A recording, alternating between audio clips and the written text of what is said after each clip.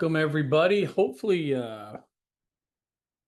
for your sakes, there's not too many folks on here today in the dead of summer, but a few of you just I shouldn't even say a few of you. I appreciate the hustle, the dedication to the game here, showing up every other week no matter what, even though we are in the dead of July here. So happy summer. Hopefully everybody's enjoying taking some time off. Um, Catching your collective breaths. We are it seems to me there's not too many complete dead times for us here, especially with this year's FAFSA disaster, of which we are still experiencing the downstream impacts of that. I mean, there are still families that haven't been able to get the FAFSA successfully across the finish line, much less have it be processed by the colleges and receive a financial aid award. So this, which is unprecedented at this time of year. So still trying to do whatever we can to help families with that. It's been an arduous process. I'm going to talk a little bit today about looking ahead to next year. The intel that we have to date, no dramatic updates, nothing that's terribly concrete, but I will give you the latest and greatest on that front. I think it's also worth sharing some admissions statistics that we've been staring at as a team that is probably worth sharing with you all. Before I do that, there's two resources that I want to share with everybody, encourage you to share with your families, because this year, I don't know if this is probably not something you pay attention to too much as school counselors, but the student loan rates are out of control. The federal plus loan, which is the loan for parents, which is the most popular way to finance college for parents. As a matter of fact, a lot of these colleges will include the plus loan right within the financial aid awards, and it's almost implied that this is your only choice. That's what so many families assume when we see the plus loan is in there. First, oftentimes it's mistaken for financial aid. That's the hardest part to correct families on. But second, it's almost like, okay, I guess I have to take a plus loan for X amount, right? The rate this year, as you can see in front of me, is 9.08% with a it's 4.25 origination fee, which effectively means that you are paying, it's a 10%. Okay, so it's just really, really high for most families this year, or certainly many. I'm going to share this link with you, and then I'm going to kind of just walk you through it quickly. I'd encourage you to just share this with your families, because we feel strongly that this is the best approach for those that have to borrow. This is the best way to do it. And we did in this link. I think I just shared the long. Ignore that one. Let me grab another one for you. Yeah, this is what I want. Let me X out of this. Sorry, ignore that one. Okay, this is the link that you want to share. It's agnostic, so it's not promoting hopefully us or anybody. Hopefully just a helpful resource. But this is how we're coaching it. As a matter of fact, Peg and I, a lot of you know my colleague Peg, we did a presentation on this yesterday. We'll do a couple more throughout the summer of just, again, best practices for paying the bill. If you have resources, when do you use what? If you have to borrow, how do you find the lowest and or best rate for your family? So this recording is in the link that I shared as well from this presentation yesterday.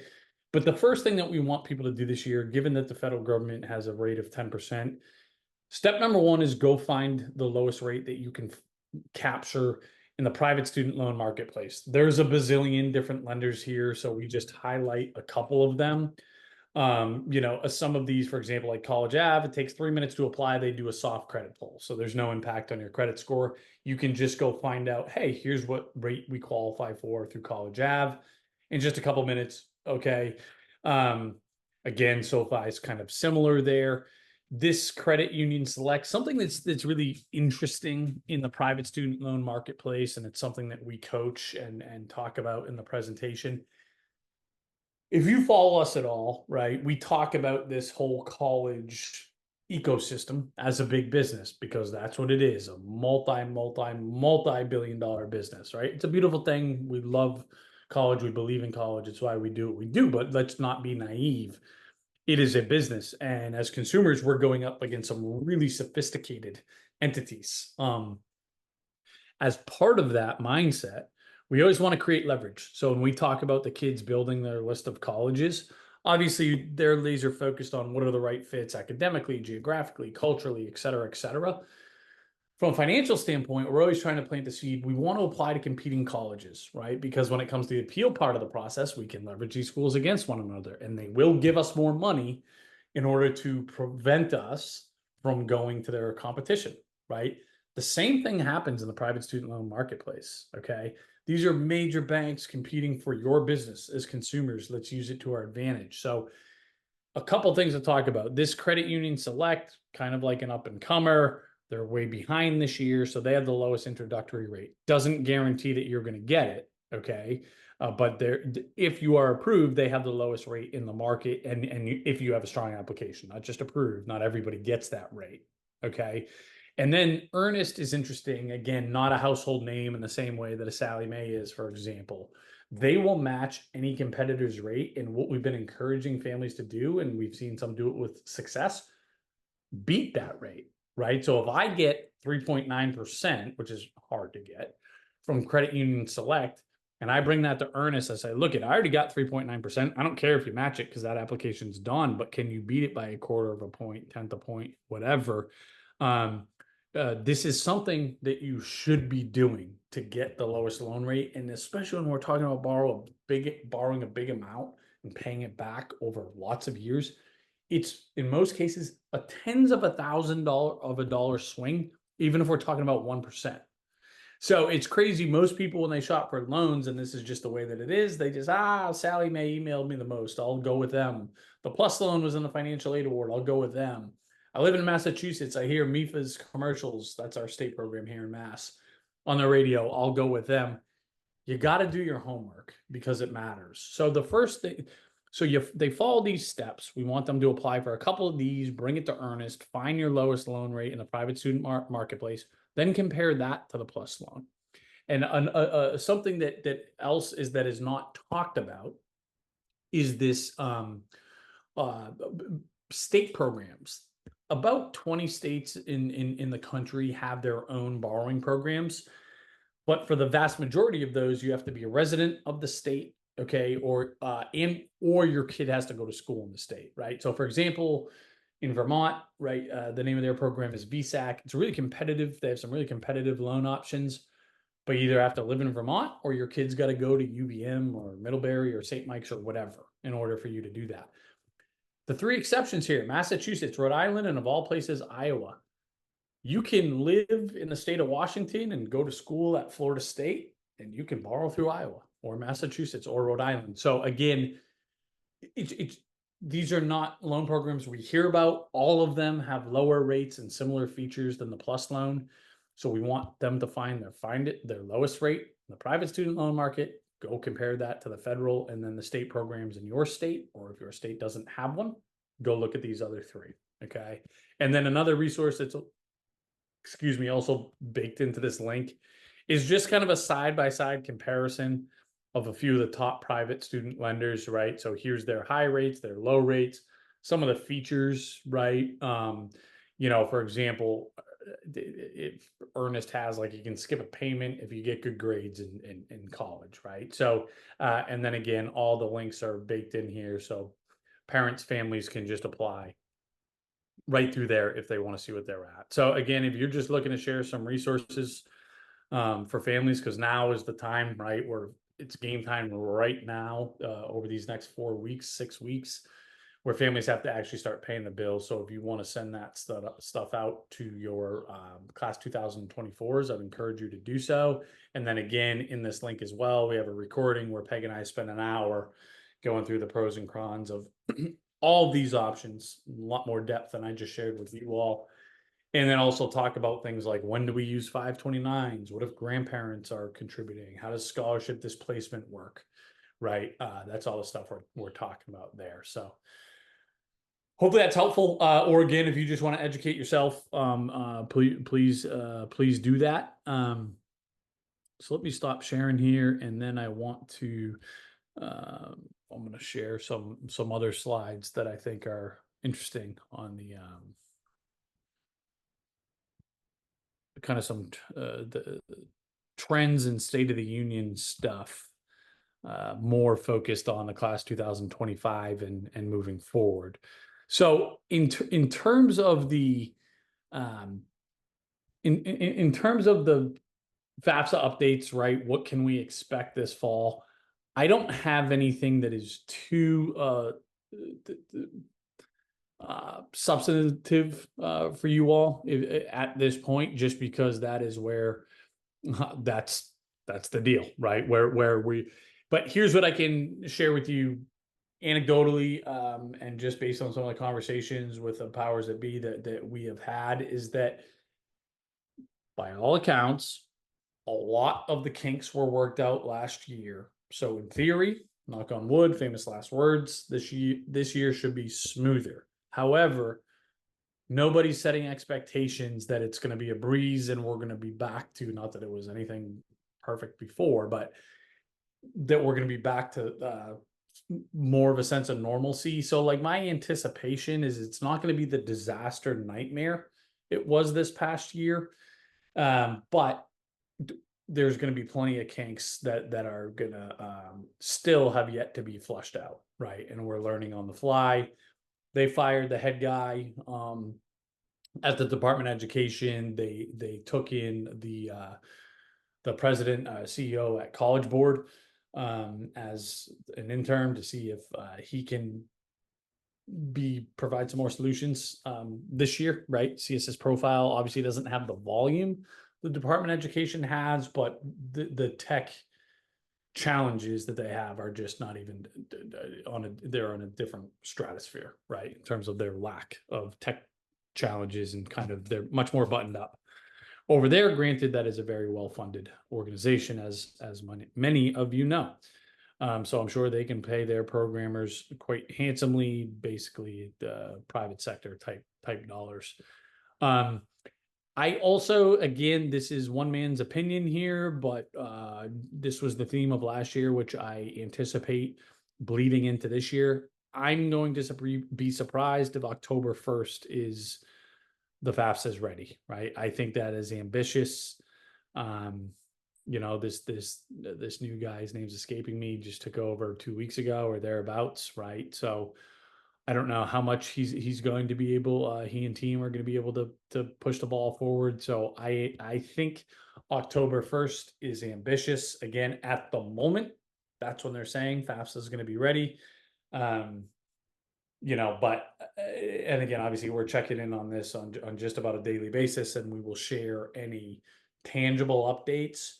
But gun to my head right now, we're looking at November 1st, December 1st, a little bit better than last year, but not like 2 years ago, right? And I think we're still going to see a timeline that's pushed because we're still in a lot of ways playing catch up. So that is that piece. Let me show you some slides here. And obviously, please, I welcome questions. Nobody likes hearing themselves talk more than me, but I also like to I like break-ins myself. So nothing too surprising here, and I'm sure most of you have seen this, anecdotally or with your own hard data that you look at your schools. But applications continue to rise, right? You see some of these more popular schools, the UC system, Michigan, Northeastern, up almost 50% for what they were a few years ago, which is freaking amazing. And you see some of the already what were big numbers a few years ago. And as a result of, or one of the ramifications of that is admissions rates are dropping, right? Because it's pretty rare that colleges add too many beds, and they get, again, incrementally bigger each year, but the class sizes aren't keeping up nearly as much as the application pool. So again, probably confirming what you all are seeing on the ground level. And this is again, I think kind of doubling down on that, right? And to me, this was pretty alarming. Now, over half of students will apply to college via some type of um, early route, right? Be it early admissions, early decision. I don't know if you guys saw U Chicago, freaking U Chicago, unbelievable school, but what a pain in the ass they are, especially financially. But the they're doing a early decision this year. Okay, so I don't know if you saw that, but U Chicago, so you know, accelerating the admissions date even earlier, right? So as if you guys don't have to start cracking the whip on day one with these kids already, especially for folks that are targeting those types of schools.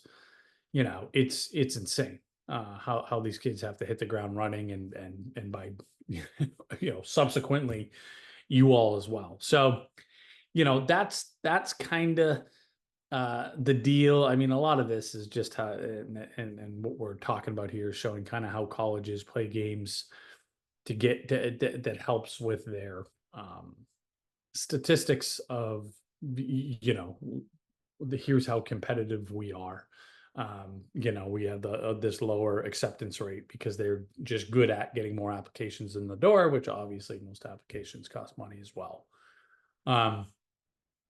So this is interesting, right? I thought this was interesting is that there appears to be, right, a pretty straight line between test submissions and acceptances, right? I guess not shocking, but you can see the numbers here, right? They're pretty significant, right? BC, you're almost 3 times more likely to submit the test scores. Obviously, depends what those are, right? It's just about double at Notre Dame, significantly more so at Fordham, and again, you guys are staring at the numbers just like me, right? But on average, oftentimes about twice as more likely to be accepted if we're submitting test scores. So again, just gets more, especially at these more competitive schools, you just have to sharpen your pencil so much in terms of a lot of things, of course, but do we send test scores? Don't we?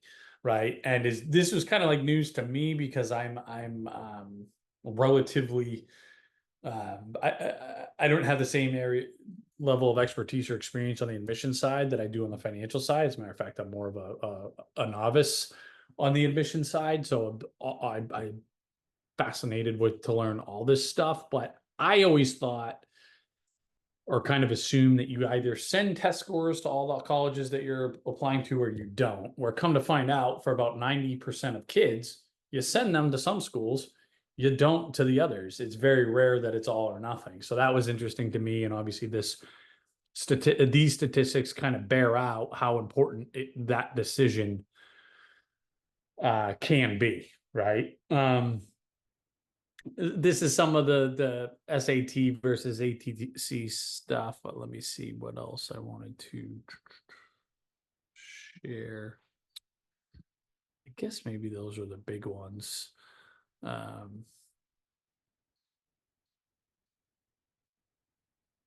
this is more just kind of probably old hat to you all in terms of the order of operations with how the college admissions process works from the admission side.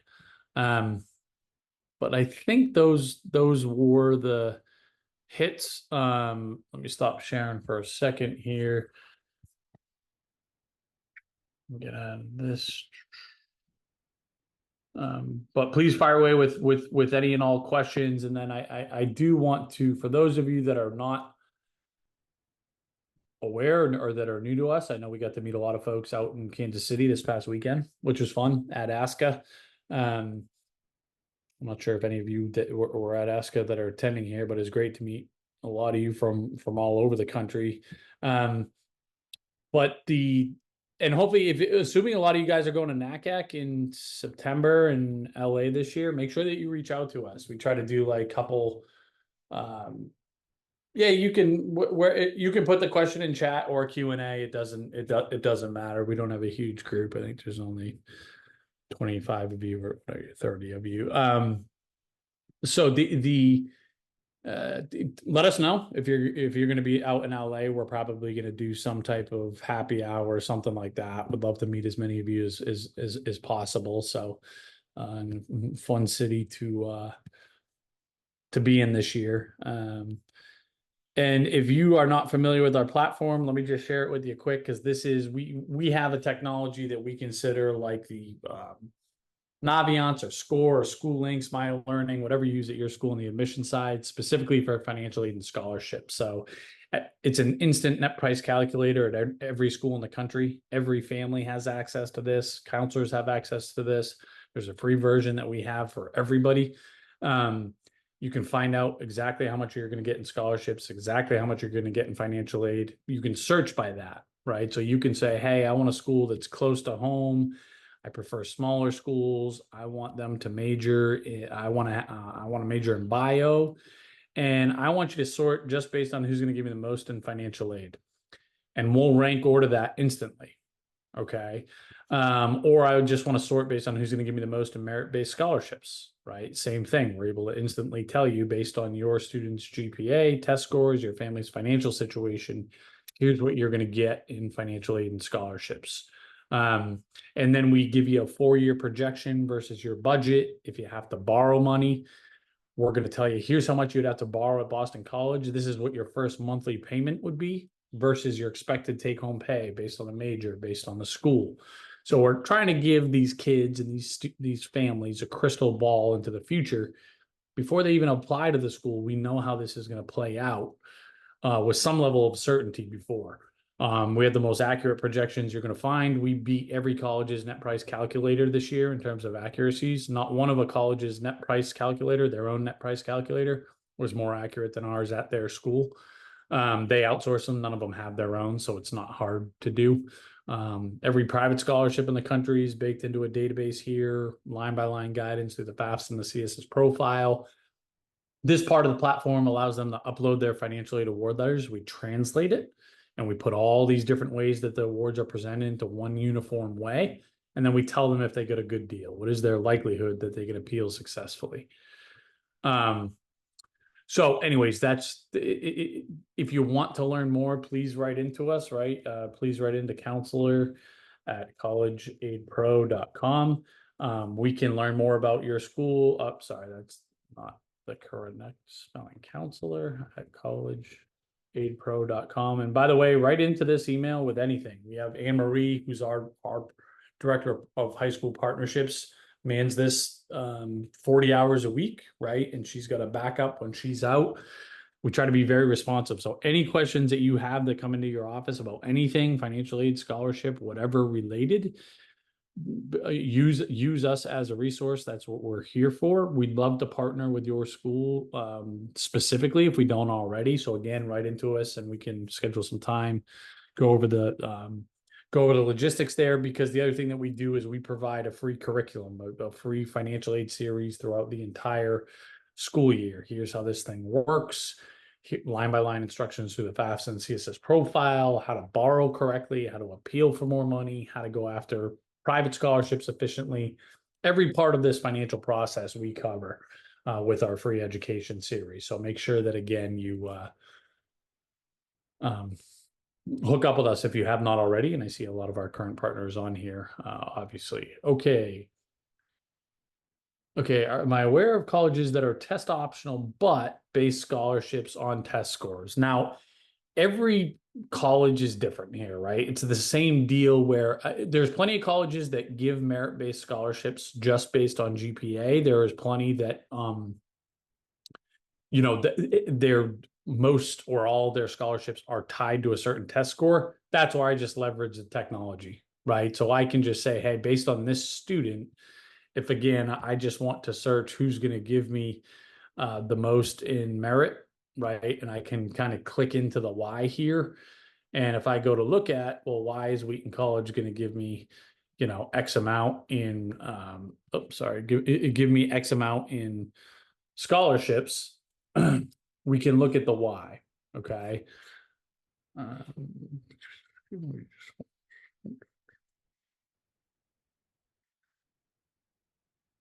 Where'd I go? Oh, sorry, guys.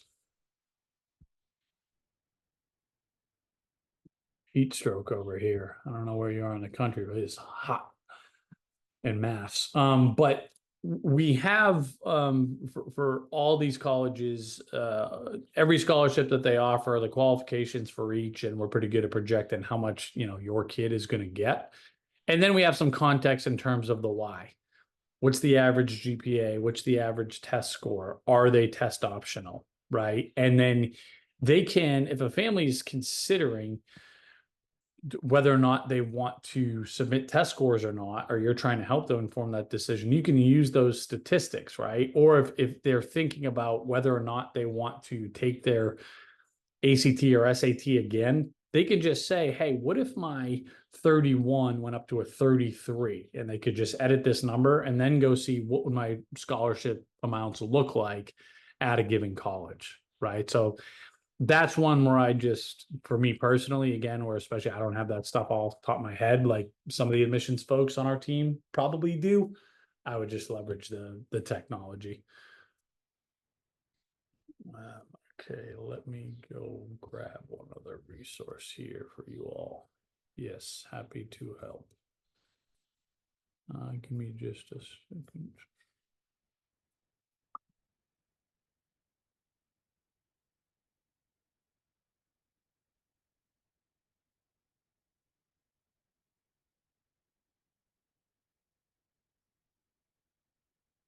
Okay, and then this is again just our I'm popping this for those of you that do not already partner with us. You can just go to that link here, and what it will do is it'll give you, like I was referencing a second ago, this is the curriculum or that we provide. Again, is all virtual. We're boots on the ground in some parts of the country, but really good experts that are in front of the room. We always have two speakers, so whoever's not talking can be in the Q&A answering questions in real time for parents and students.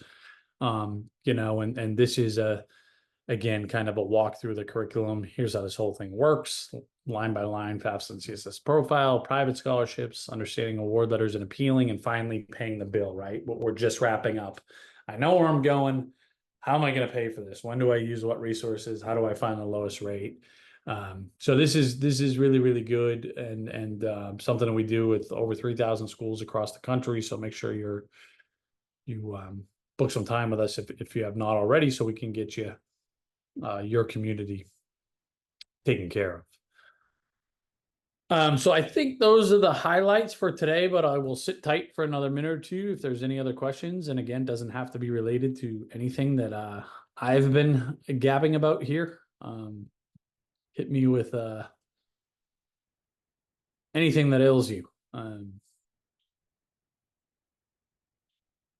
then again, if not, we will let everybody get back to the summer day here.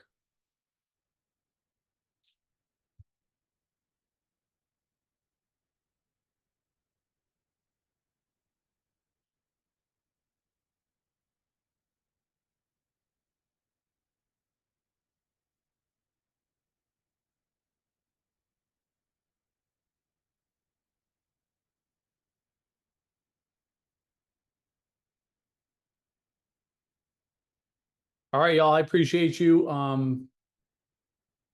You guys are pretty awesome to be so engaged, especially in the dead of summer. So your students and your parents are very lucky to have you. Hopefully that gets communicated. I'm sure it does not. But I hope I'm wrong about that. But we notice you. I notice you. So enjoy the rest of your summer, everybody. We'll see you in a few weeks. Bye, guys.